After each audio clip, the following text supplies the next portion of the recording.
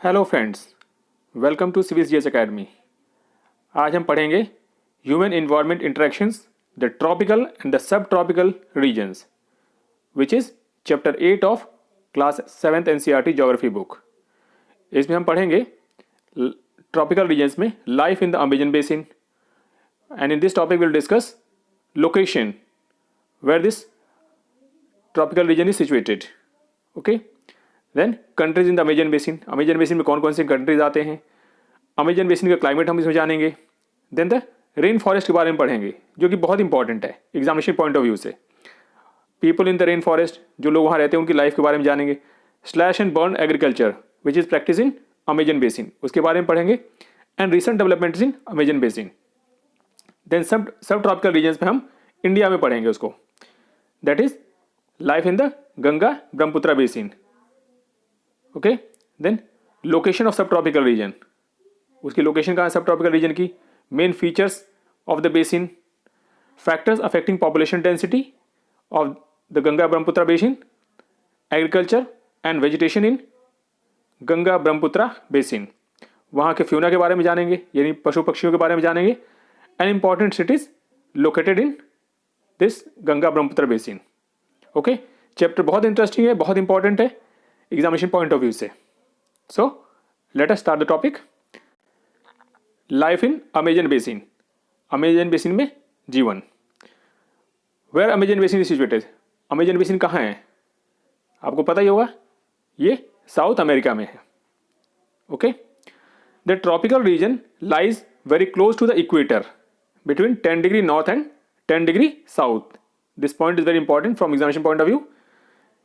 Tropical region कहाँ situated है ये, between 10 degree north and 10 degree south, so it is referred as equatorial region, इसको equatorial region भी कहा जाता है। The river Amazon flows through this region, और इसी रीजन के थ्रू अमेजन रिवर फ्लो करती है। ये फ्लो कहाँ से कहाँ करती है, it flows from the mountains. Can you name the mountains, आप उस पहाड़ का नाम बता पाएंगे या उस पर्वत का नाम जहाँ से अमेजन रिवर बहती है? Yes, it is Andes mountain. Andes mountain से स्टार्ट होती है और to the west and reaches the Atlantic ocean to the east.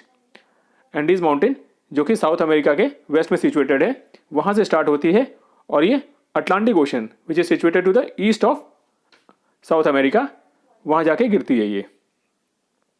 Okay, the places where the river flow in to another body of water is called the river mouth. River mouth क्या होता है, नदी जहाँ पर किसी दूसरी बड़ी water body में जाकर गिरती है, उस जगह को हम रिवर माउथ कहते हैं। Numerous tributaries join the Amazon river to form the Amazon basin, कई सारी छोटी छोटी नदियाँ अमेजन रिवर को ज्वाइन करती हैं और उसका पूरा एक बेसिन बनाती हैं। बेसिन मतलब होता है that is the total in catchment area of the river, मतलब जहाँ जहाँ से पानी उस रिवर के अंदर आता है, चारों तरफ से जहाँ पूरा ढलानुमा बना रहेगा और वहाँ से चारों तरफ से पानी उस नदी में आएगा, that is called the river basin.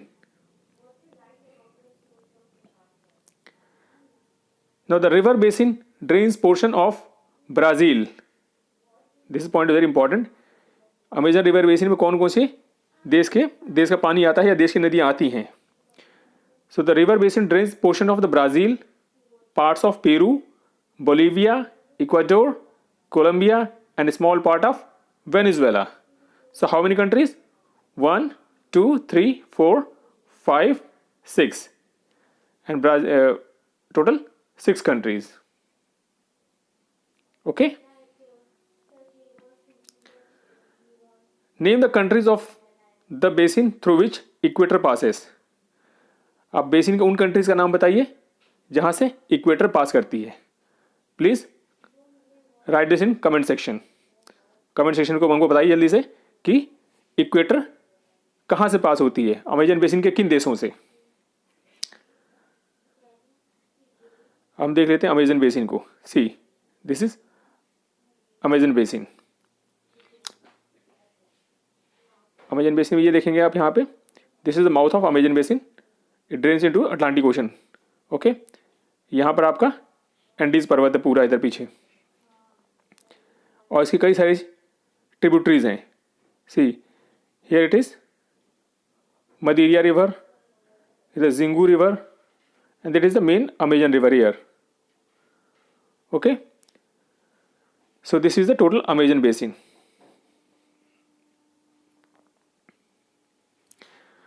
Now some interesting facts about this Amazon basin.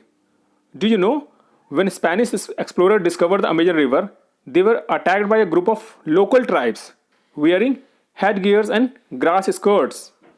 These people reminded them of the fierce tribes of women warriors known in the ancient Roman Empire as the Amazons.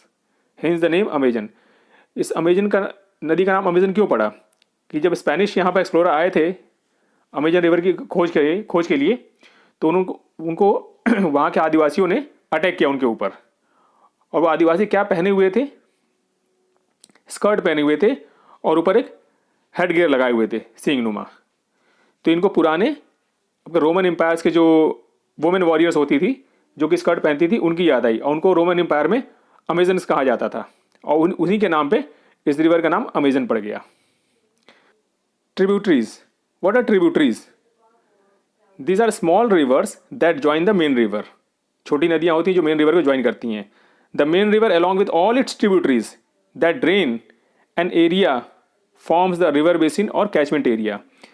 जो बड़ी नदी होती है और उसके साथ जितनी उसकी छोटी सहायक नदियाँ होती हैं जो उसमें अंदर ड्रेन करती है उस पूरे एरिया को रिवर बेसिन कहा जाता है या कैचमेंट एरिया कहा जाता है।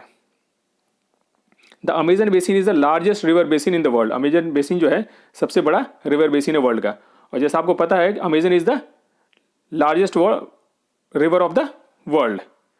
Largest in the sense that it's drainage area. Okay, now the climate of the Amazon basin.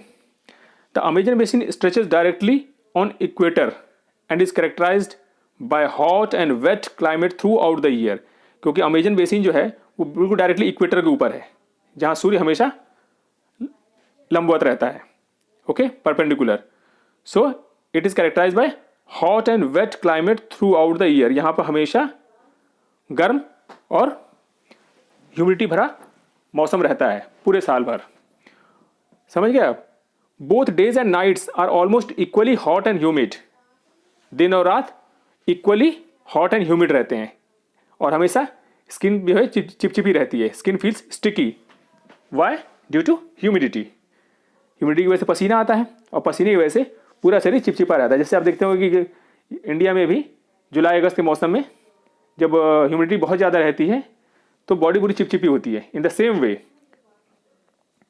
In the Amazon basin both days and nights are almost equally hot and humid and the skin feels sticky. चिपचिपा महसूस होता है दिन भर। It rains almost every day. वहाँ रोज बारिश होती है। ओके, अब रोज बारिश क्यों होती है? क्योंकि वो बिल्कुल इक्वेटर के ऊपर है तो इवोपरेशन बहुत फास्ट होता है वहाँ से। अब इवोपरेशन फास्ट होगा ऊपर जाके जब सुपर सेचुरेशन हो जाएगा वाटर वेपर का देन फिर बारिश शुरू हो जाएगी। So it rains almost every day that too without much warning. कोई वार्निंग भी नहीं आती कि मतलब जैसे बादल गरज रहे हैं या कोई आंधी तूफान चल रहे हैं, वहाँ डेली ही बारिश होती है। The day temperature are very high with very high humidity. Day temperature कैसा रहता है? बहुत हाई रहता है और ह्यूमिडिटी बहुत ज़्यादा रहती है। At night the temperature goes down but humidity remains high. रात के समय टेम्परेचर तो डाउन हो जाता है क्योंकि सूरज डूब चुका है लेकिन ह्यूमिडिटी वैसे की वैसे ही बनी रहती है। तो आप देख सकते हैं कि अमेजन बेसिन में लाइफ कितनी टफ है। Now the rain forest. Rain forest very important part of Amazon basin. As it rains heavily in this region thick forest grow. क्योंकि आपको जैसे ही पता है कि साल भर यहाँ बारिश होती है और हमेशा बारिश होती रहती है इसलिए यहाँ पर थिक फॉरेस्ट ग्रो करते हैं। तो रीज़न आप समझ गए कि थिक फॉरेस्ट क्यों है यहाँ पर? Because it rains heavily in this reason.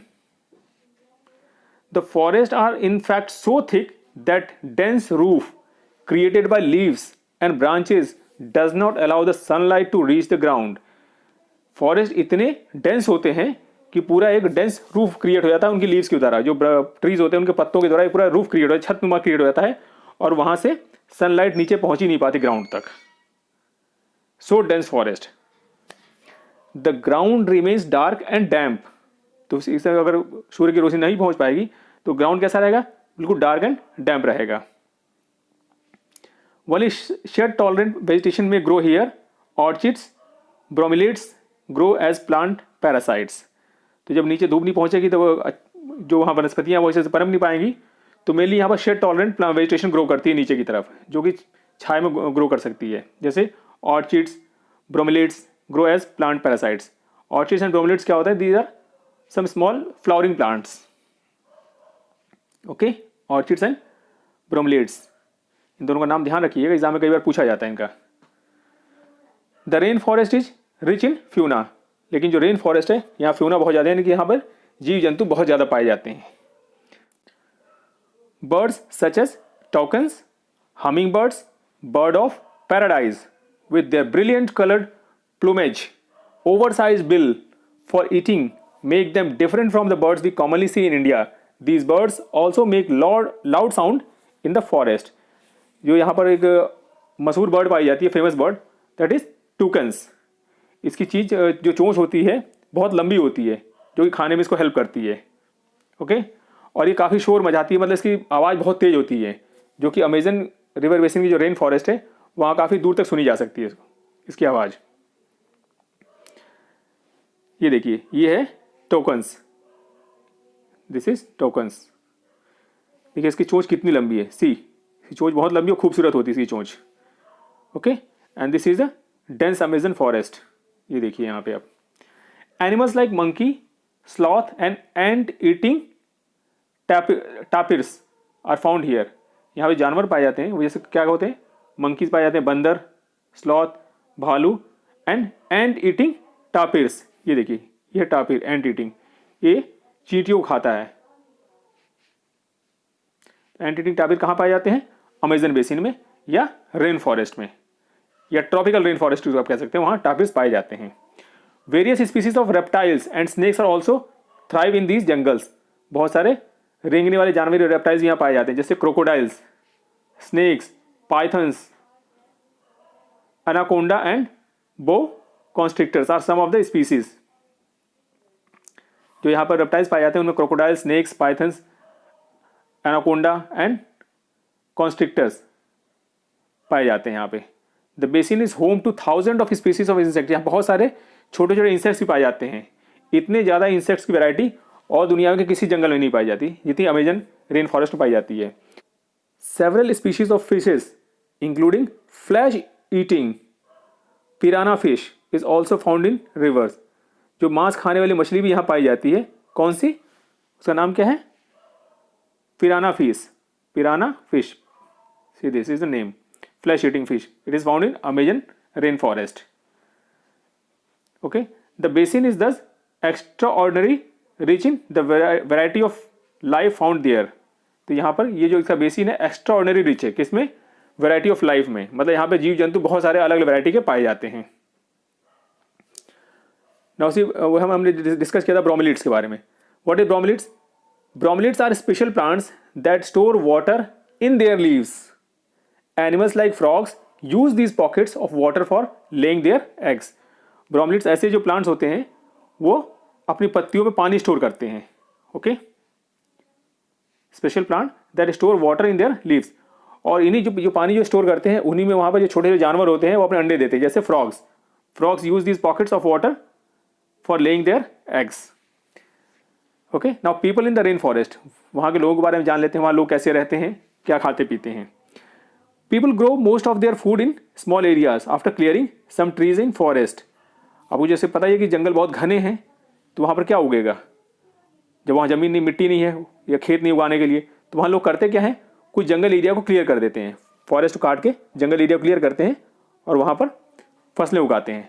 While man hunt and fish along the rivers, women take care of the crops. Man जो आदमी लोग होते हैं वो अपना शिकार पे वहाँ पर लगे रहते हैं और उस शिकार पर भरोसा करते हैं, और जो औरतें होती हैं वो खेतों की या क्रॉप्स की रखवाली करती हैं.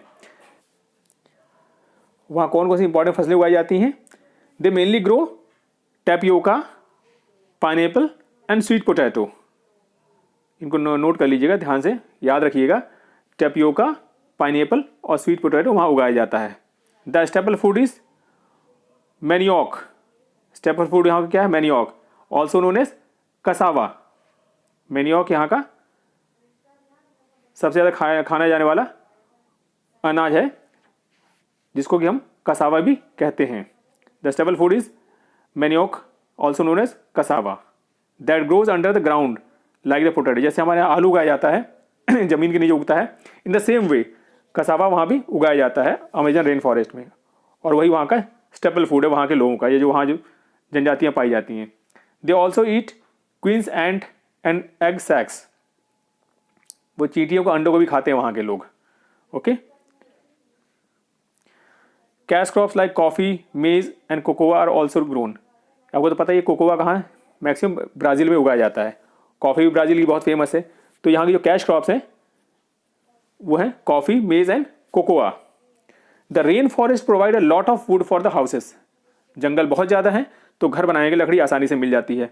सम families live in the thatched houses shaped like bee hives. Thatched houses means जो घर वो जिनकी छतें घास फूस से बनाई जाती हैं, that are known as thatched houses, और वो मधुमक्खी के छत्तों की तरह बने होते हैं, बिल्कुल नज़दीक नज़दीक compacted. There are other large apartment like houses called maloca. Large apartment like houses जो होते हैं उनको हम क्या कहते हैं ब्राज़ीलियन रेन फॉरेस्ट में? मलोका। तो इसको ध्यान रखिएगा, एग्जाम में कई बार पूछा जाता है what is maloca. It is large apartment like houses in the rain forest of Amazon, and they have steeply slanting roof. उनकी रूफ जो होती है स्टिपली स्लैंटिंग होती है। वो स्लैंटिंग क्यों होती है? बारिश बहुत ज़्यादा होती है तो पानी न रुके, इसकी वजह से उसको स्लैंटिंग कर दिया जाता है। They practice slash and burn agriculture, और वहाँ के लोग slash and burn agriculture practice करते हैं, जिसको हम शिफ्टिंग कल्टिवेशन भी कहते हैं, शिफ्टिंग एग्रीकल्चर भी कहते हैं।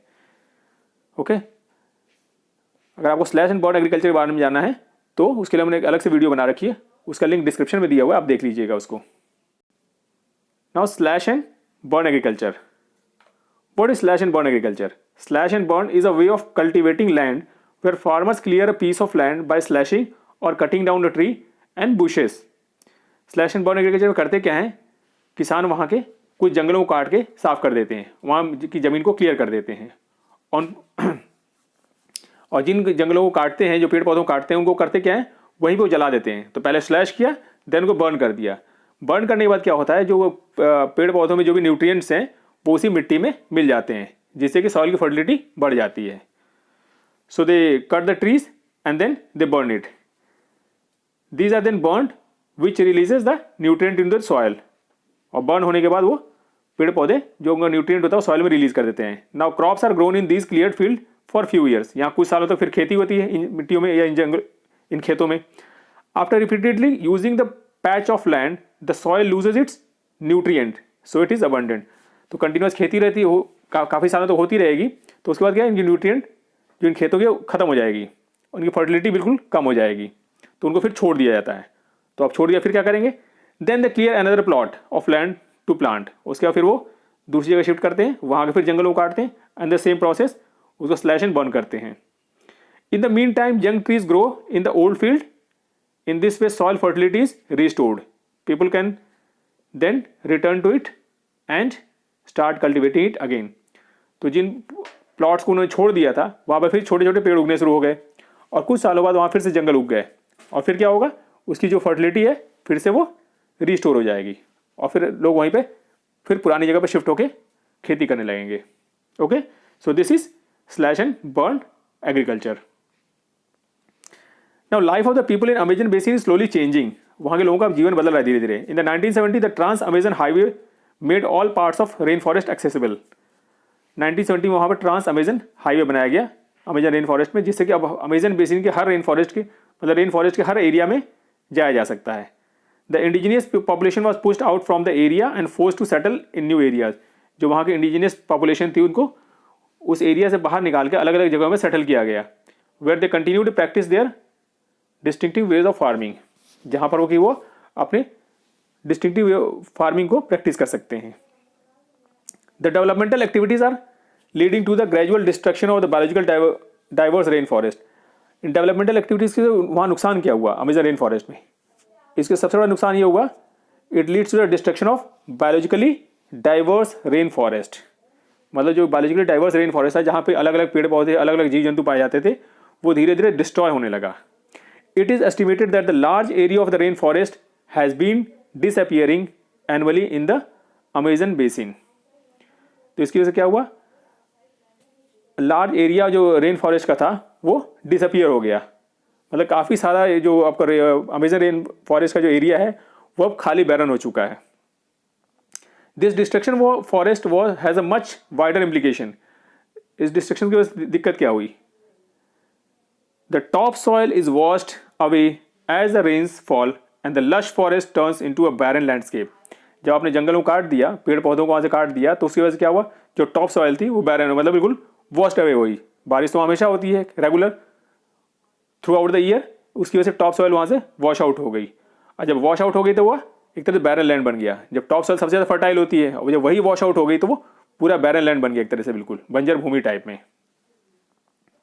ओके, हम इस वीडियो को यहीं पे स्टॉप करते हैं. वीडियो काफ़ी लंबा हो रहा था, इसलिए इसको next remaining part second video में डिस्कस करेंगे. Okay, thanks for watching the video. और अगर आपको वीडियो पसंद आया हो तो प्लीज़ लाइक एंड शेयर कर लें और चैनल को सब्सक्राइब कर लें, जिससे आने वाले इंपॉर्टेंट वीडियो आपसे मिस ना हो. Thank you. जय हिंद.